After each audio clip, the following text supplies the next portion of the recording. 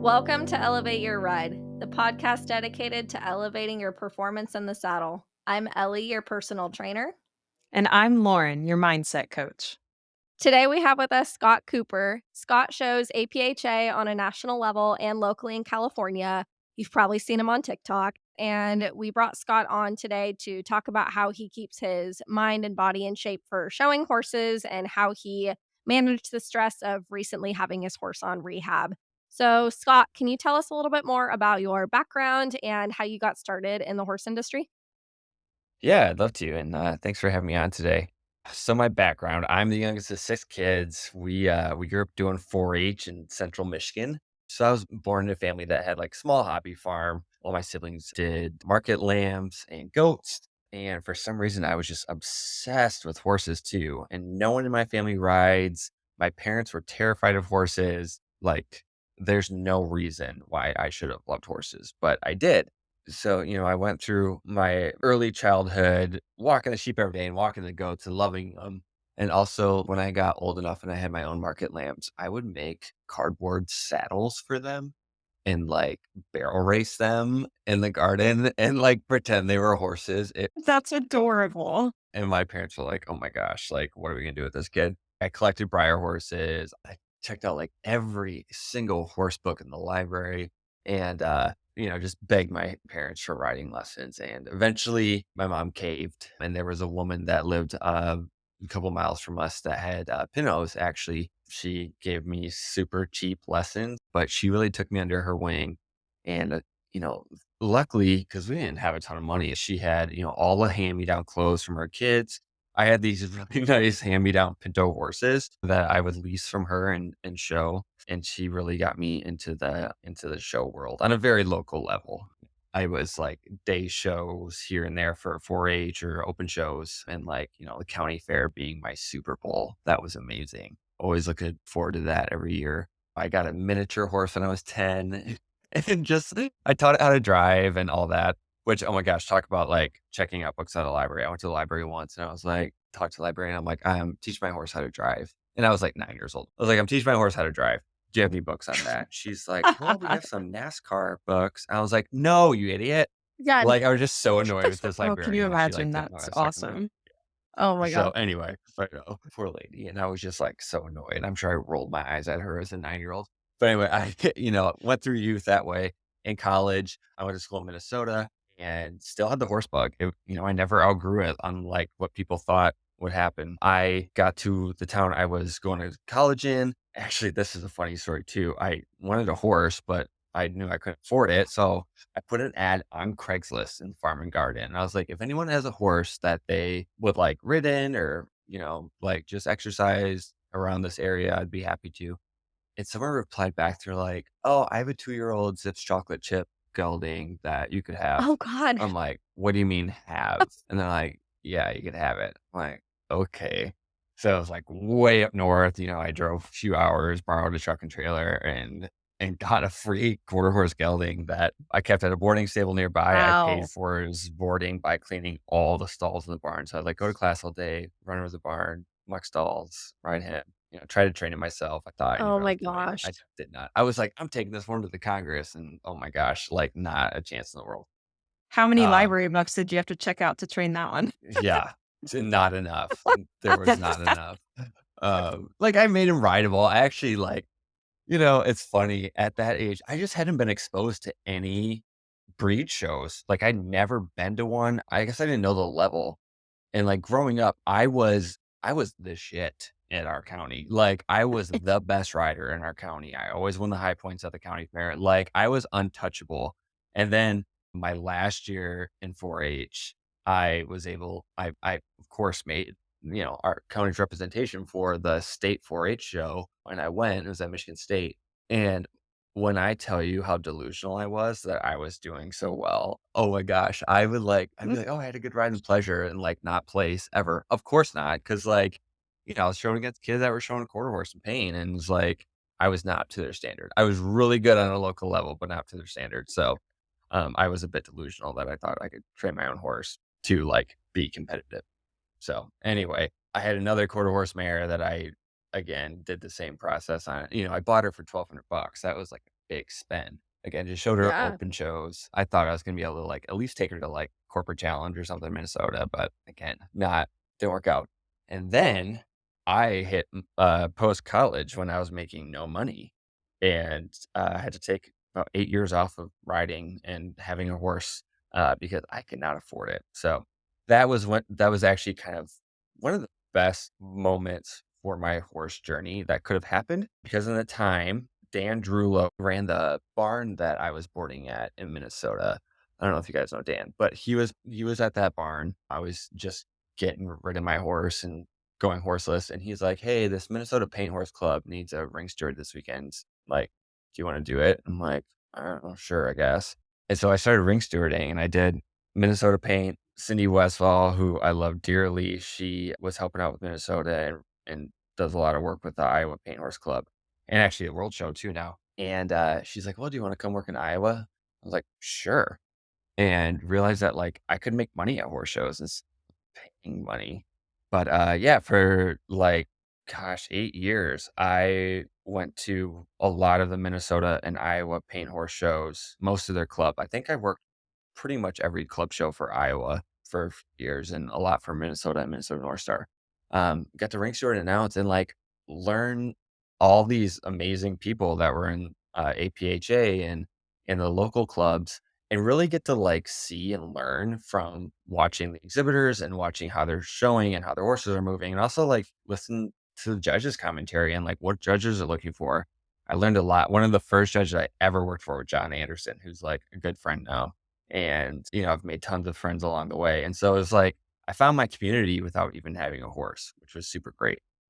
But, towards the end of my 20s, I was getting to the point where I'm like, okay, like I really just want to show it. Like I love working, but I really want to show, and that's my goal. And so in 2020, I got Chipalicious invite. I just moved to California and thought I was gonna DIY it, but John Anderson was like, "You should talk to Karen Qualls," and I'm so glad I did because she has transformed me and Chip immensely to a level I didn't it was a level I always dreamed of, but there's no way I would have known how to get there on my own. So it's been really a dream come true, these last 4 years. And like I had just moved to California, so I didn't know hardly anyone. And thank God the California paint people like just totally embraced me and gave me a home away from home. And if that's the reason I found my place in California. And I'm really grateful for that. So that is a very long-winded background. No, that's awesome. It's all just so interesting too, because the journey that you took. And do you feel like when you were scribing and working in the Paint Horse Club, is that what opened your eyes to a whole other level of showing? Oh, 100%. Like, I think, I knew it was there. I remember as a kid, like, going to 4-H camp one year and hearing people talk about the Congress and, like, in my mind, it was, like, the Olympics that you had to, get there. And so, I think being able to scribe and ring steward, what it did was show me the way or, like, how attainable it is. Like, obviously looking at the amateurs is a lot different than looking at the novice class. So knowing like, okay, novice is my goal to be able to do that.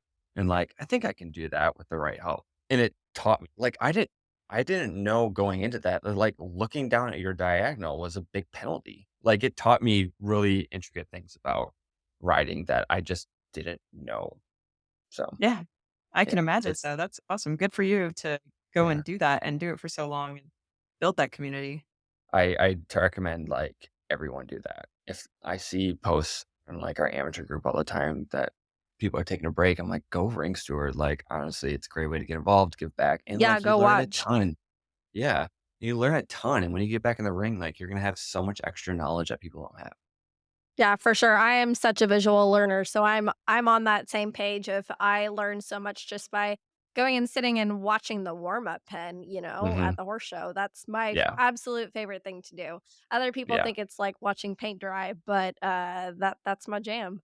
That's where you see that's how you know the sausage is made. Like, that's where you get to see the kitchen. Hey, Elevate Your Ride fans. Are you loving our show and looking for a way to show your support? Check out our line of Elevate Your Ride merchandise. From stylish t shirts to cozy hoodies to journals and hats, we have everything you need to represent your favorite podcast. Ready to gear up? Click on the Buy Our Merchandise Here link in the podcast notes, or head on over to our website, elevateyourride.co, and click on the Store tab. Thank you for your support. Make sure to like, follow, and share our platform with your friends. Talk to us a little bit more about Chip. Yeah, so Chipper is my, 2011? Yeah, 2011, Overo gelding, Chiplicious Invite. I, found him in 2020. He was trained for the all-around. He unbeknownst to me, like everyone in California in the paint circuit knew Chip. They're like, "Oh, Chip." So he's been around a bit. But, yeah, I brought him to Karen's, and he was a very novice kinda average horse, and I was a very novice average rider, and I just wanted to compete, and that goal turned into bigger goals and turned into wanting to win world show and top 20 and all that. And the second year I had him was just amazing. We had, luckily with 2020 being that weird year, we got a second novice year from a lot of stuff, which was great. And what maybe is probably the hardest novice year that ever existed in APHA history. I'm just gonna throw it out there. That was like, it was a tough year. There were so many people that were so good in novice that year, so it made us up our game, but, like, we had an incredible year that was better than I even imagined, number 3 in the top 20, which I as a kid, like, I didn't even know top 20 existed, let alone that you could be up there. Did a lot of things, and still the one thing we haven't done is win a world show buckle, which is still that elusive thing, but hopefully we'll get there. But, yeah, 2022, we, started amateur year, and we're still doing good. Like, it was still felt competitive. Went to the world show, had a pretty decent show, and came home for the world show, and we're like off a little bit. So sent him to the vet, thought maybe some injections would help, and nothing. Like he came back worse, and it took months to kind of diagnose a stifle injury, and knowing that he would have a scope and go through that and have months off, like months, but not knowing when it'd come back. So was out from summer of 22 through the end of 2023 and really just kind of went back to light work at the end of 23 and back to full-time training at the beginning of 24. So we had a long stretch off there. And in the meantime, I had leased a horse last year for the world show, which wasn't my best decision, many aspects of it, but I wanted to try to win the amateur Western riding and didn't get it. Yep. So it was like disappointing on all levels. But yeah, it was a really, really hard 2 years, I would say. Like it's a solid 2 years. Even knowing he was coming back, it was really hard because until we got done with our first show back, which was Zone 2 in Vegas this year in May, it had been almost 2 years. It wasn't until we got home a week later after that show and he was still sound that I could finally like breathe and be like, oh my God, it's it's okay. And like, but always having that kind of in the back of my mind that like hopefully he stays sound. But I think we got a good grip on everything and have the right maintenance down for him. So I'm so thankful to have him back, honestly. I can imagine. And Mhm. now at that horse show, the first one back, did you do things Mhm. differently? Were you more cautious? Tell us about how you felt with it. Yeah, I was more cautious. I did not show as many classes as I typically would. And I kind of just pared down to the ones that I really love. Like I used to do all the all around. And I was just like, I really love the trail, the Western riding, and the horsemanship. I'm just gonna do that. And so I did, which was kind of nice. It's weird, like having days where you don't show after doing the all around for so many years. So definitely, easier on him. I don't think I lunged him the whole weekend, which proved to be a problem on Sunday morning or Saturday morning Western riding. So I probably didn't need to baby him quite as much. But yeah, I just saw myself being really careful with him and in a way that like Karen's like, you don't have to treat him like glass. He's fine. And it's just like, I don't know, it's still just always in the kind of in the back of my mind. But yeah, I wanted to like, I wanted to get through a show and it be okay. Yes. And now that we have, I've since then, I've written him pretty normal because I think before that show too, I was even at home, I felt like I was like careful, like not overspinning him or doing anything, kind of too much. And since we got back from the show and he's been fine, I'm just like, okay, we're going back to normal. And we're going back to the all around in the fall. Like, and Oh, I hope okay. you So enjoyed your break. Yeah, yeah. And like, I will say this break with Chip is like, it was so hard having him out. And it kind of reset because when I first got him in 2020, I was just like, oh my gosh, I have a horse. Like, how cool is this? I'm leading my horse by myself. And by the end of like my novice amateur run at the end of 21, where I was going to all the shows and like just, we're shooting for the number one in the top 20 spot. There was a moment there where I'm like, I am burnt out and like this is exhausting and I'm stressed out because financially this is draining. And, tried to really keep in front of my mind that like I really just love the horses and love horse showing. But that's hard when you're wrapped up in going to the world show and trying to win stuff. It's hard to always keep that front of mind. So coming back after Chip's injury, and I will say this first show back with him in Vegas, I was like crying the first morning as I'm warming him up for Western riding, just being like, oh my God, I'm on my horse doing lead changes in this ring. Like I'm at a horse show on my horse again. And like that alone, I appreciate so much. And so like were the results super great in Vegas for us? No, but like at the end of the day, I was just so happy to be on my horse again. He's my buddy. He's my partner. Like I'll have to eventually get another horse, but that's not anytime in the near future that he won't be my all around partner. It was this familiarity of like I have my teammate back. And also it doesn't matter how great we do or how bad we do, because I'm just happy to be at a horse show with my friends and have my guy back. It was just it really helped me reframe my brain to not take that for granted again. So that was kind of the silver lining. yeah, definitely. That's really Mhm. cool. And I hope that you can keep that going as he stays healthy and does all that Yeah. stuff. I think I'm gonna Yeah. try to I mean, go into it with that perspective too. yeah, for sure. And there'll be times where my expectations get the best of me. But at the end of the day, we talk so much in the horse community. Like we all are that crazy horse kit. Like that's why we did this. It wasn't for anything other than that. So it's a good reminder. Yeah, and if you're in it for the horse, then that moment where you said you were in the Western riding, and even though you didn't do really well, the fact that you Mhm, were still so happy to be there and be on your horse and be there for the mhm. process, not necessarily the end result.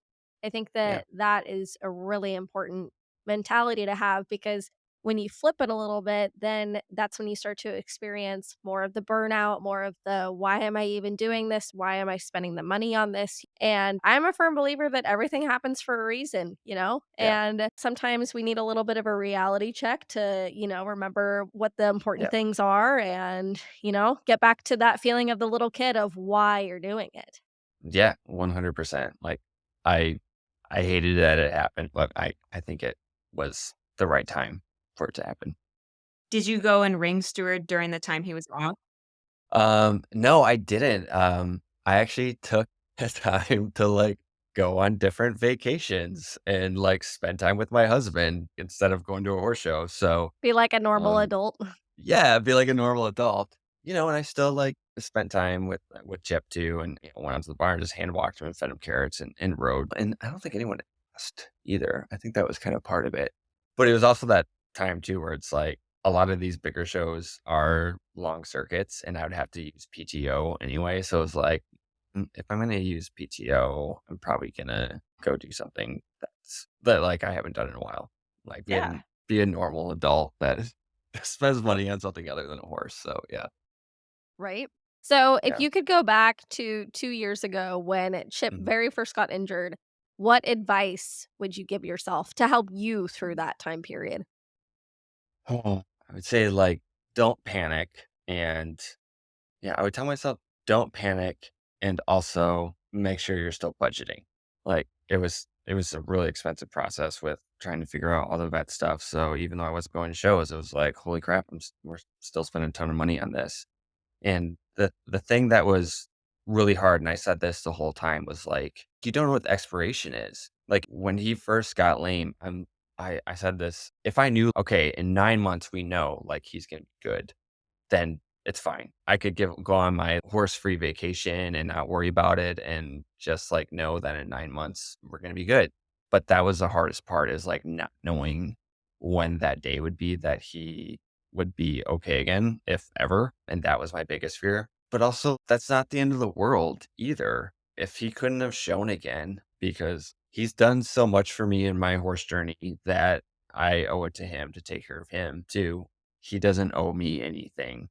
So I would tell myself to just go through with it and be patient, which I feel like I did an okay job with, but it was really hard not knowing when that end date was. And also kind of went by really fast. I have to admit, like those 2 years did go by fast. Patience is the hardest part when it comes to the injuries. And honestly, anything to do with horses, if it's bringing along a young one, it would be so much easier if you knew, okay, in X amount of days, they're going to be ready to show or ready to Hmm. ride again or anything. And it's the whole unknown, which I feel like is part of what's addicting about horses, but Right. Totally. it's It's like what's golf. so frustrating. Yeah. Yeah. It's kind of like golf. You have like that one good day and you're like, oh, I'm going back for that. Yeah. Yeah, absolutely. You have that one good ride. You make it down the Yeah. Western riding line with 2 plus 1 changes, and you're like, "Oh, Yeah. man, we could do Yeah. this." Are you looking for that extra competitive edge, struggling with show pin anxiety, or looking to set and achieve meaningful goals with your horse? Schedule a session with me, Lauren, your dedicated mindset coach. As an experienced competitor, I understand the mental demands required to excel at the highest level, and I'm here to support you in building a plan to help you stay accountable and reaching those goals. For more information, check out laurencervelli.com or click on the website link in our show notes. Let's work together to elevate your ride. So, what is it about the Western riding that you like? I don't know. There's days I hate it. Western riding. Like, I was just riding him the other day, and we're working on changes. I'm like, "Why do I do this? I hate this. I hate, like, I hate the changes because like, it's such an unknown." Uh, but I was just being dramatic. Um, I I don't know, why do I love it? I think I like it because it is a challenge. It's one of those things where, like, you can never guarantee that it's gonna go smoothly. So every day is a little crapshoot, which is why I love it, and also why it terrifies me because you don't want the one ride out of 10 that's really bad to be your world show ride. Like, you want that to be, like, one of your rides at, like, a local open show, but you don't know which one it's gonna be. It's a gamble. And, obviously as you work with it more and more consistent, you change that percentage. But yeah, it's just you just never know. And it's so cool when it looks good. It is so cool when it looks good. So I do love that. But I definitely have my days I hate it. I think Ye trail's my favorite. Oh, and why do you love the trail? Because it's constantly varied. I love the trail both for me and for Chip because it's never the same. And even within the course, you get like, changes of pace and changes of direction. And for both of us, that's really good. Chip does well with patterns and like fresh things. So learning a new trail pattern is really fun for both of us. And, I love the fact that it's like an obstacle and it's technical and I have to remember it. Like I love everything about trail, and when the trail is good, it is sexy. Oh, I love watching a good trail pattern. Whenever the world show are live streaming, like, if there's any class I'm gonna watch, like, the whole thing of, it'll be the trail in the live stream. Yeah, totally agree. When the horse and rider are getting it over those poles and you can see them kind of sync up and the feet go, oh, I love watching it. I mean, like a jog serp over like a straight line of poles where they're just like doing a serp and like which foot's supposed to hit before and after, and they're like doing it with right space. It's like, oh my God, like chef's kiss. That is so good. Like, I love watching stuff like that. Oh, yeah, absolutely. Me too. It's so fun. Yeah, it's like the 2 are in sync. So that's what I crave the most out of showing horses is like so I love like the horsemanship, the trail, the western riding, kind of the same as you because I feel Mhm. like when you're perfectly in sync with your horse, like you said, you can see it. And I Mhm, crave that, and that's why I think I mhm. love it so much. But what is it about, like, the pattern events that you love so much? Why do you prefer that over the hunter under, the pleasure, those classes? I think it's more concrete. Like the differences are less of opinions, I guess. The score sheet, I mean, it basically, we have a score sheet for it, and there's specific penalties and specific things you should do. And I know there's still some bias and play with the F and E. Like I've seen that as a ring steward, to be quite honest. But generally, it's a little bit more black and white than the rail classes. And also, honestly, I haven't never had a great rail horse. So like maybe one day if I get a freak of a Western pleasure mover, like I'll be like, Western pleasure is the best thing ever. Or the under under. But yeah, I think there's different level of fairness that comes with the pattern classes. I will say for as much as I show the Western riding, I still like I can't tell you when I have a change if it's a +1 or a -1. I have no idea. I get out and I just ask Karen, I'm like, was that good? I hope that was good. Was it hard when you had to catch ride that horse at the World Show? I mean, not necessarily catch ride, I'm sure you leased him Oh, for a the lease. while, but Yeah. was it different? Yeah. Oh my gosh, it was so different, which was why it made me so happy to have Chip back because, like, he's like my dance partner that we know each other's moves, and I was just like, "Oh my god, I'm home. I'm home when I'm on Chip." Like, I know him, he knows me, like, I know what to ask and how he's gonna react, and he knows that I'm probably gonna micromanage him a little bit, and he's okay with it. Yeah, the leasing the other horse and, didn't give myself a ton of time. I started leasing them, gosh, like April, May. We went to Zone 2 in Vegas and then went to World Show. And honestly, we just never really fully clicked all the way. And that's fine. I mean, it was 2 months. Like, what did I expect? But it was really hard.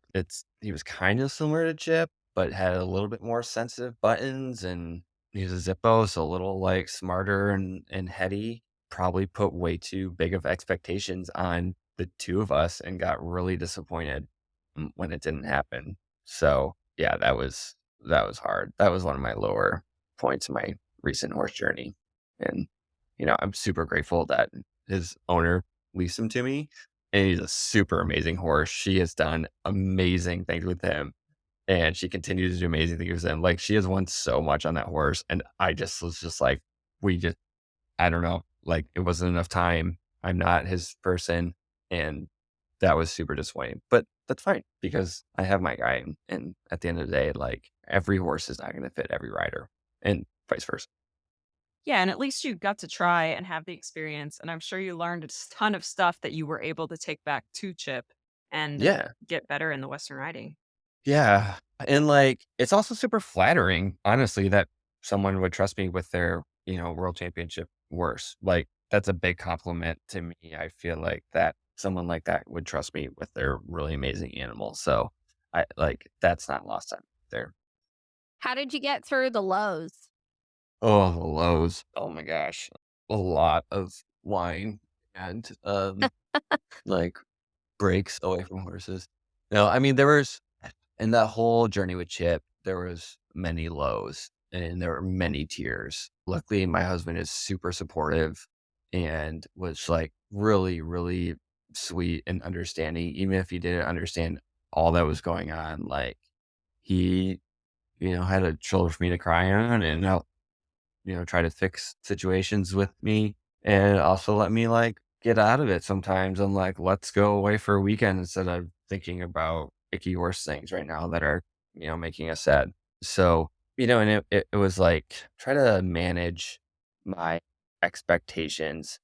I mentioned that like I wish I would have knew the timeline, but I would just really try to be positive or at least optimistic about it that like it will get better. And I even like to the vet once, I'm like, am I ever gonna ride him again? She's like, oh my God, Scott, you are gonna ride him again. Like, chill out. So yeah, it was just kind of like trying to manage my own expectations and enjoy focusing on other things too. I love just hanging with him and petting him and giving him a break. We've been pushing it hard for a couple of years. So, he deserved a break too. We both deserved a break. And so, trying to lean into that a little bit more. I got to ride some other fun horses just for lessons, so that was fun to enjoy that. and celebrate the little things. The first time I sat on his back again was last July. I'd been hand walking him for months. And one day I just threw the lead rope on his halter, went up to the ring, and everyone was up there doing lessons. And I said to Karen, I'm like, I can get on his back and walk him around, right? She's like, he's going to buck you off. I'm like, no, he won't. She's like, okay, whatever, go ahead. And I got on his back and just walked him around. He just was so chill and so calm after he had been, it's like flying a kite normally on his hand walks. He just was a perfect angel. He had not been ridden or lunged or anything in a year at that point. And he let me sit on his back and just walk around and be a perfect little angel. I was like, see, this is why I love this horse. And this is why he's worth his weight in gold, because no other horse could have a year off and do that. So, it was just like lean into those little moments and celebrate those little milestones. The first time I was back was amazing. The first time I got to put a saddle on him again was amazing, and just enjoy those. And outside of horses, I had a really big career move last year, which was good for me and really helped me to be in a position to be able to afford this sport a lot more. And, we got married, and there was a lot of stuff in my personal life and professional life that was happening that wasn't with horses. And it was time those things finally got some attention. I had a huge weight loss journey over that time, and I got to focus on myself a little bit more and focus on my husband and our house and our dogs. So it was a little bit of a blessing in disguise. Congratulations on all those things. That's Thanks. huge. Yeah. Yeah, it is. So let's move on and talk about the weight loss journey a little bit more. What inspired you to go through that Yeah. journey? What was it like? How do you feel now? All the things. I got sick of not fitting into my chaps, and also I had the lowest self-esteem of my body that I ever had. So in 2021, that was me and Chip's biggest, best year. I was showing all the time and doing great.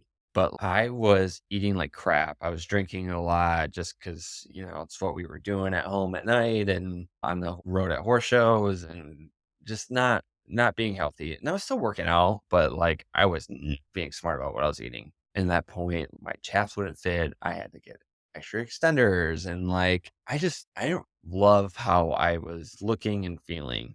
And it wasn't until I stepped on the scale that I realized I had gained 60 pounds. And I was like, oh, okay. That was unexpected. Oops. Um, and before that, to kind of give you the picture of I played all football, basketball, baseball through high school. I played college football at a Division III school. Then in my 20s, I competed in and coached CrossFit for almost 10 years and was really active and did other gyms. And I've done 3 marathons and like all this fitness stuff. And then, so to let myself get to that point where I was wearing clothes that never in a million years I have to buy that size for was really huh. So I'm either gonna have to accept this fate as my new norm or I can do something about it. And I'd seen Noom, uh, Noom, if you're listening, you can sponsor me now. That it had worked for people. So I was like, you know what? I'll try it. Whatever. So basically what Noom boils down to is dailies, lessons, call them psych lessons, kind of talk to you about eating habits and things like that, and cravings and salt in your food and things like that. So a lot of information about lifestyle and eating and nutrition, all that. And then you log your steps, log your food. And at the end of the day, Noom just basically boils down to watch what you eat and be in a calorie deficit. Doesn't have to be a huge deficit, but if you burn 2,400 calories in a day and you eat 2,300, you're good. They really preach that there's no bad food. There's green food, yellow food, and red food. Have lots of green, have some yellow, and it's not the end of the world if you had red, which is really important because I hate restrictive diets. I hate it. And I knew I would fail if I did that.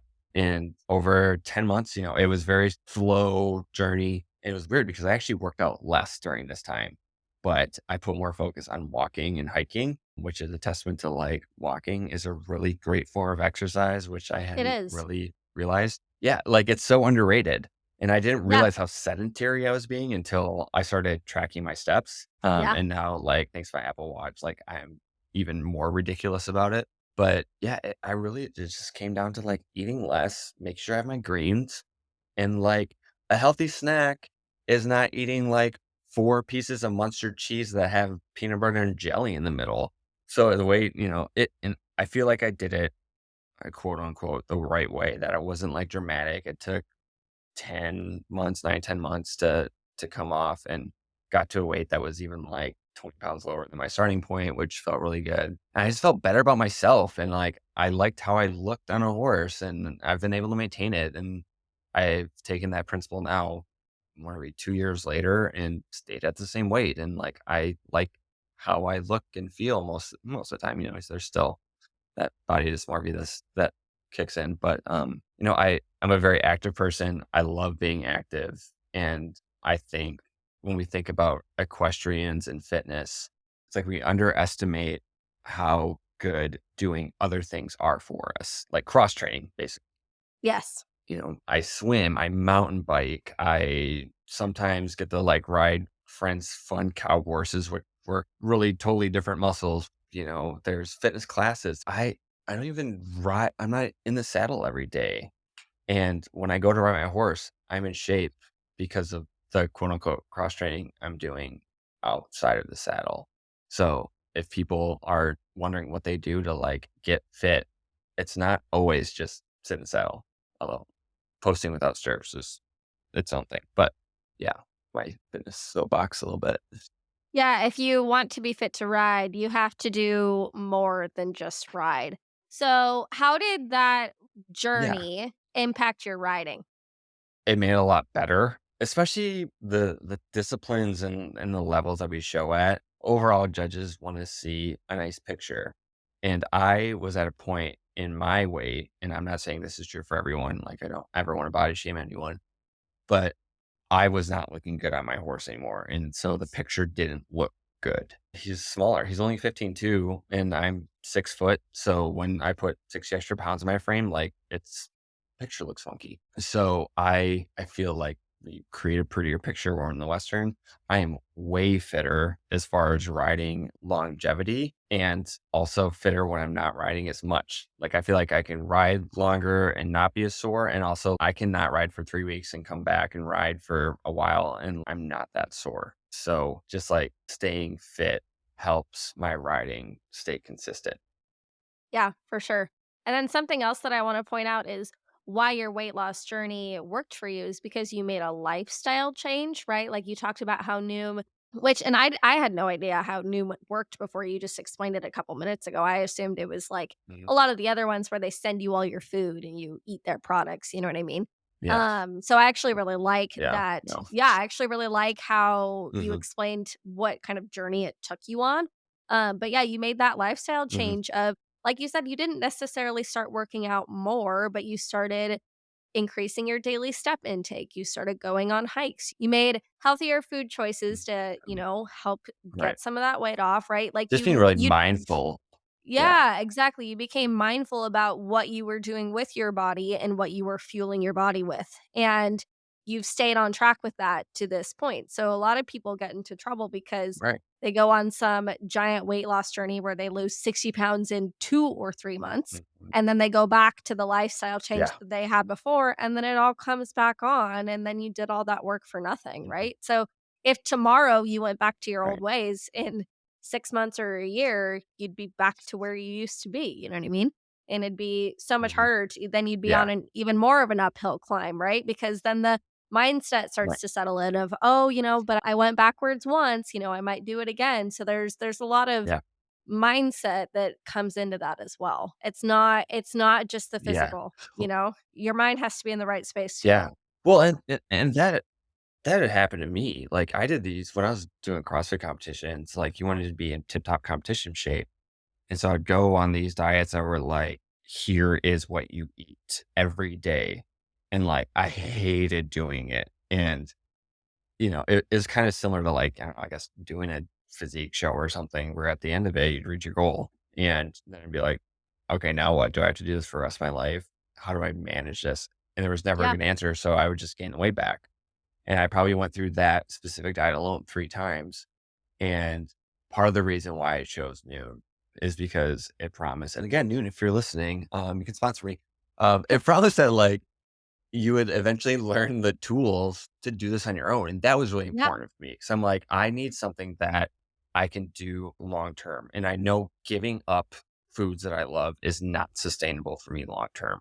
There's no if you told me to never eat chocolate again, like, no, absolutely not. I'm like, that's never gonna happen, so it right? was really important for me to, like, be able to eat the stuff I want and have the tools to do it, like, to keep it. Like, I got rid of the app. I stopped the payment plan a year ago, but I learned enough from that experience to be able to manage myself and my lifestyle now. So that was really important to me.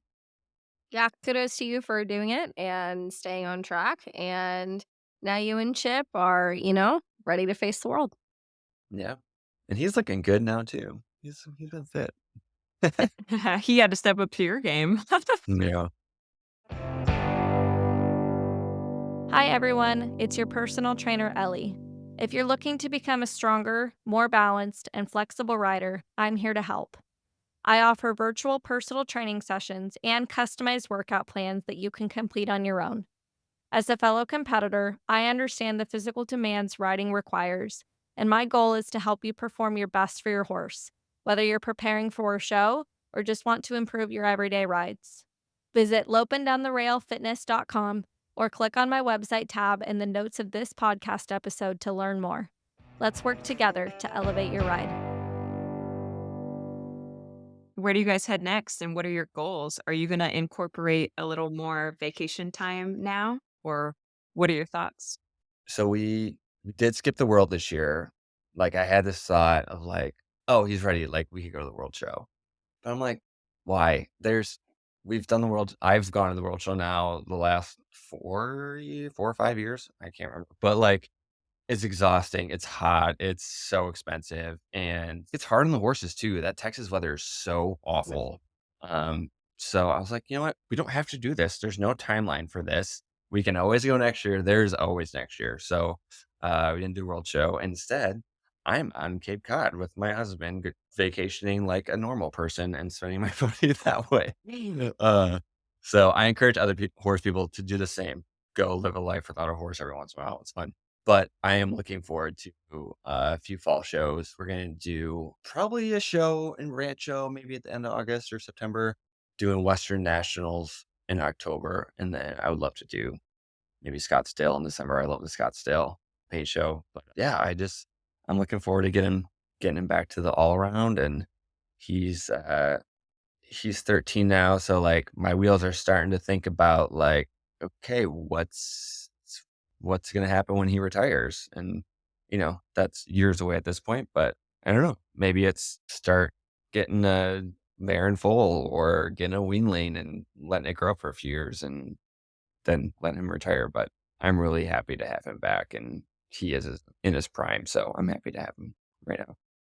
Ah, that's great. It's a nice balance that you found, and we're super Yeah. excited to be able to cheer you guys on and watch all the other fun things that you do, both in the show pen Thanks. and on TikTok.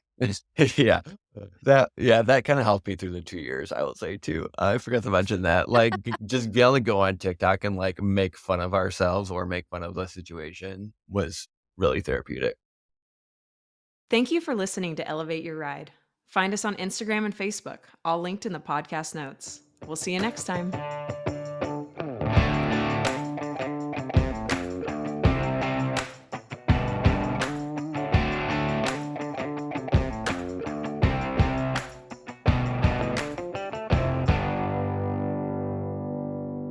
The information provided by Elevate Your Ride is for educational and informational purposes only and is not intended as medical or professional advice.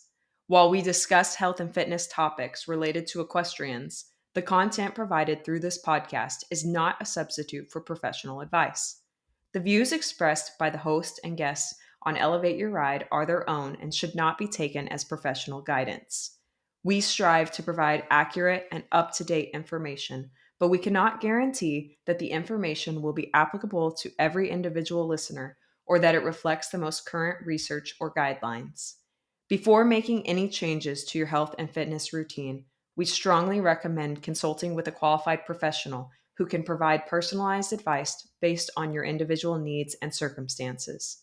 Elevate Your Ride and its creators will not be liable for any direct, indirect, consequential, special, exemplary, or other damages arising from the use of information on this podcast. Thank you for listening to Elevate Your Ride. We are committed to providing high quality content and appreciate your trust in us as a source of information for your health and fitness journey.